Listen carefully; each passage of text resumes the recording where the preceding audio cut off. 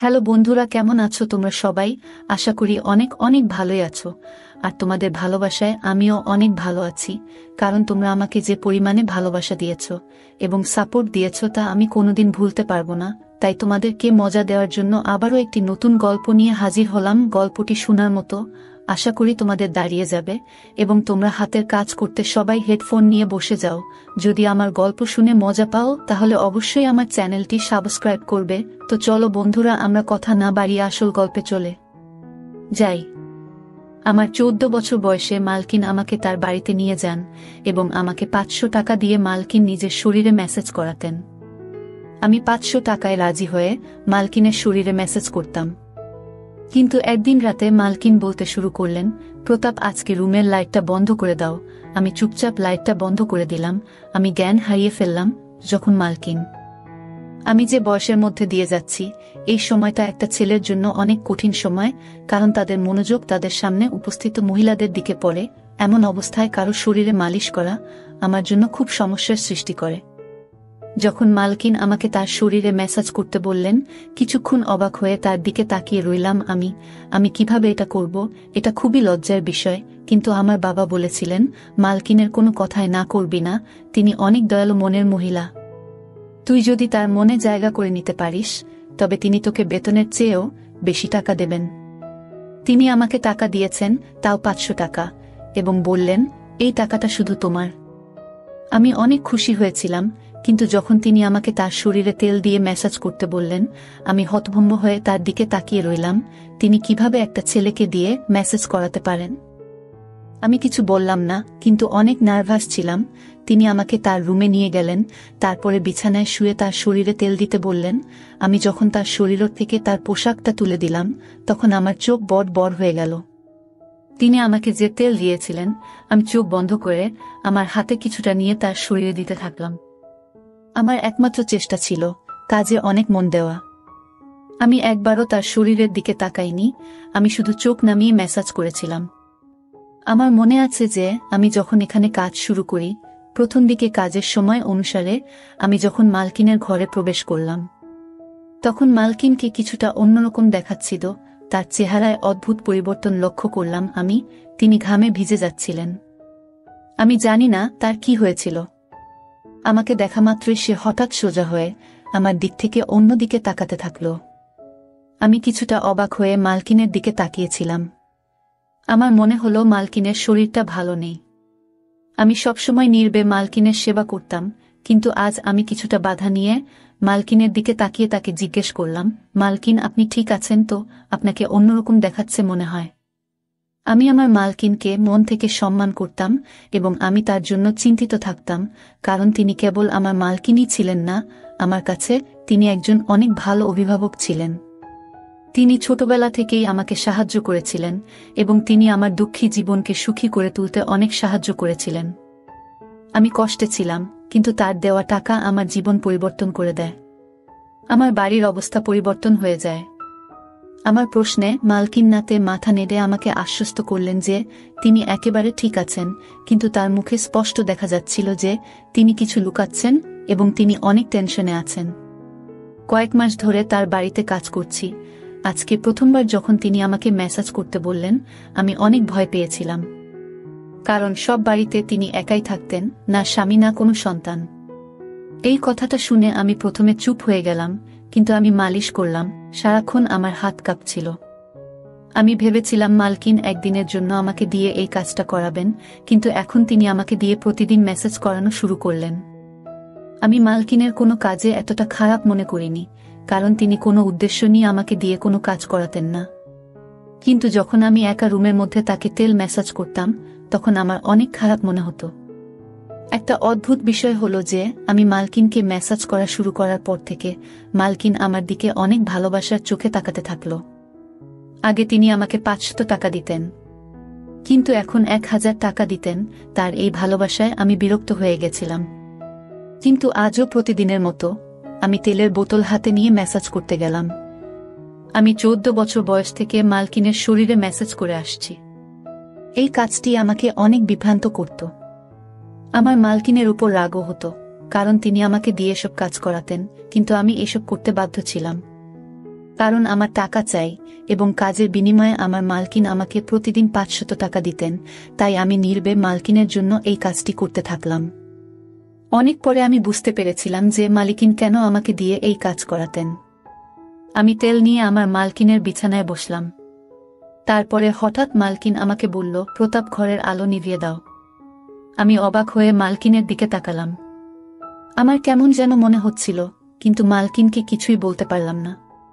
আমি ঘরের আলো নিভিয়ে দিলাম এবং অন্ধকারে মালকিনের বিছানার কাছে পৌঁছালাম। অন্ধকারে বুঝতে পারলাম মালকিন বিছানায় শুয়ে আছেন। আমি মালকিনের দিকে হাত বাড়ালে মালকিন আমাকে থামিয়ে দিয়ে আমার হাত ধরে তিনি আমাকে যা বললেন তাতে আমি জ্ঞান হারিয়ে ফেললাম। আমার মনটা কেমন করতে শুরু করল। আমি আমার জায়গায় বসে রইলাম। আমার নড়াচড়া করা কঠিন হয়ে পড়ে। আমার মালকিনের কথা শুনে আমি অবাক হয়ে উঠেছিলাম। আমি বাঁকুড়ার একটি গ্রামে থাকতাম। আমার পরিবার অনেক গরিব। আমার বয়স যেহেতু 14 বছর, তাই আমার পক্ষে কাজ পাওয়া বা টাকা ইনকাম করা কঠিন ছিল। আমি বাধ্য হয়ে আমার বাবা মাকে কষ্ট করে সংসার চালাতে দেখেছি।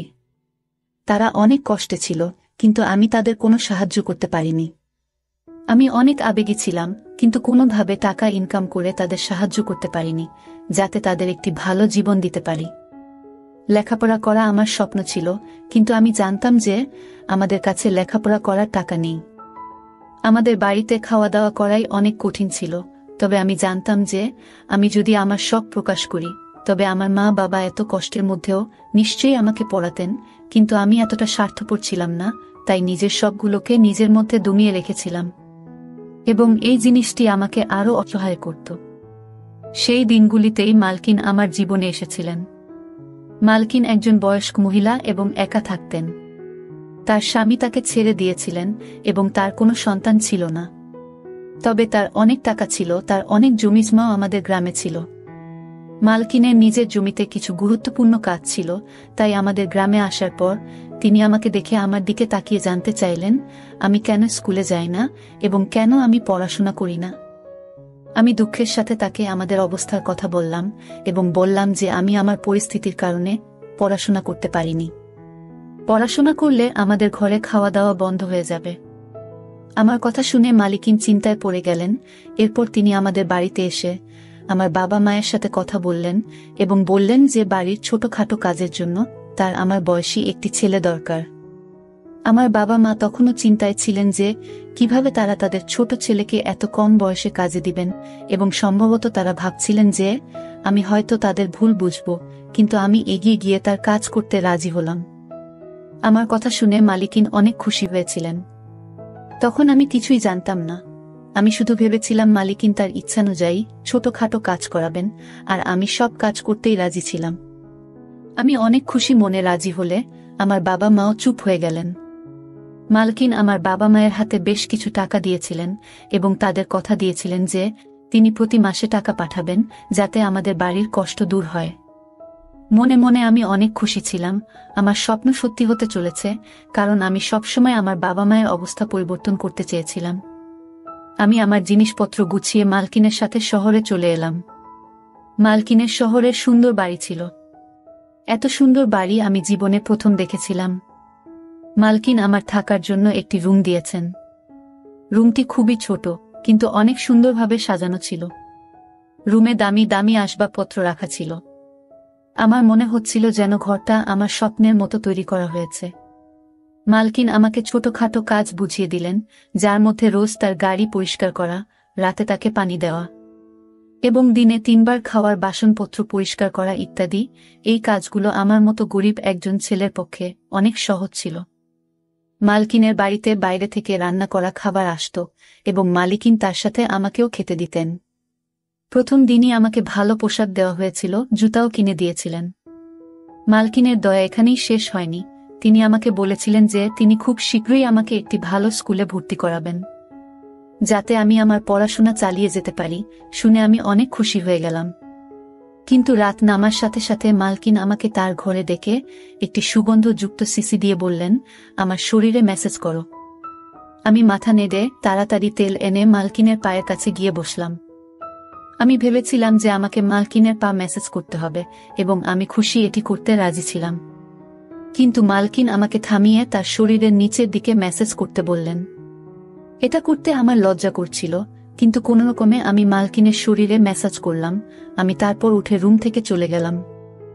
আমি ভাবলাম মালকিন মনে হয় ক্লান্ত হয়ে পড়েছেন আর আমাকে দিয়ে মেসেজ করাবেন না, কিন্তু আমার ধারণা ভুল ছিল।